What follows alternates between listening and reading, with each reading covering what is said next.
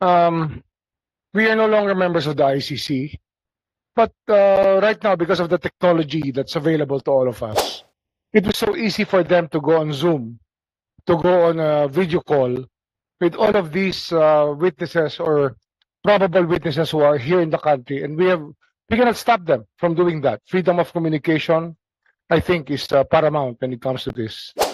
But when it comes to them going into the country, kung gusto mo nila pumasok dito upang manghuhuli at magpasagawa ng warrant na kanila pong na-issue po siguro ng ICC pagdating ng panahon, kailangan ho itong dumaan sa ating court system. It's about the ICC.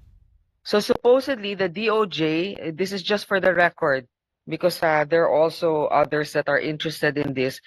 You have maintained that the International Criminal Court has no jurisdiction here, but that you also reiterated that although you will not cooperate with them, you will not hinder them from conducting their investigation. Or please clarify if I said that right, or you can in your own words, sir. Yes, ma'am. We are no longer members of the ICC, but right now, because of the technology that's available to all of us, it was so easy for them to go on Zoom, to go on a video call with all of these witnesses or probable witnesses who are here in the country, and we cannot stop them from doing that. Freedom of communication, I think, is paramount when it comes to this. But when it comes to them going into the country, kung gusto mo nila pumasok dito upang manghuhuli at magpasagawa ng warrant na kanila pong na-issue po siguro ng ICC pagdating ng panahon, kailangan ho itong dumaan sa ating court system.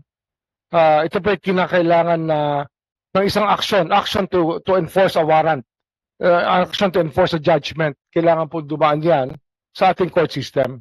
Kaya hindi ho namin pakikialaman kasi yan po trabaho na ng Interpol kung talagang gusto nilang habulin yung tao na nasasaktal. Yung sabihin natin, nag-issue po na warrant of arrest ng ICC, gusto mong enforce ng Interpol dito, pero para ho ito ay matuloy at hindi ho magkaroon ng kasuhan, kinakailangan pumunta muna sila sa korte natin. Yun po ang aming paningin.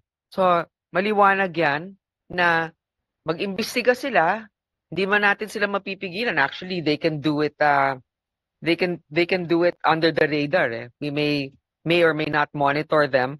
On the other hand, if a warrant is to be served, that they need to go through the proper courts to determine if the warrant is called for or legal, or what's the... Well, it really depends on if the Supreme Court thinks that there's some things that the Supreme Court would be looking at. If what was alleged in the crime would have happened if we're still members of the ICC. That is one of the things that can be of importance to the courts when they do enforce a warrant, or if they will actually allow a warrant to be served in our country from an international tribunal. Now, if let's say it is submitted to the DOJ that these are their findings and there's really probable cause, would the DOJ or maybe the OSG pursue such a case? If let's say the courts will say, no, we will not allow the warrant to be served because this is not their jurisdiction, but there's actually reason for it to be served. Actually, we were telling the United Nations Human Rights Commission that if they will give us the evidence, we will pursue. Kasi ang problema ho namin dito, napakahirap hong kumuha ng testigo, natitestigo sa mga pulis, o tatestigo sa mga maaari pong gumawa ng mga karumal-dumal na krimen. Sapagkat, natatakot po yung tao eh. Ngayon, kung bibigyan nila kami ng tamang ebidensya, at ito po yung aming pwede i-follow up, kami na ho hahabol. Yun po yung aming pulisiya dito. Ang problema nga ho, ay meron po sinasabi yung mga kaibigan natin na well-meaning naman. May 200 families daw na gustong magreklamo, pero ang hawak daw nila 8. Pero sa 8, ang makakausap nyo 2 lang. Tapos yung 2 pa, wala pang ibibigay na totoong ebidensya, napakahirap po talaga maghabol. Ang yung nag-hearing po Human Rights Committee ng Kongreso tungkol dito.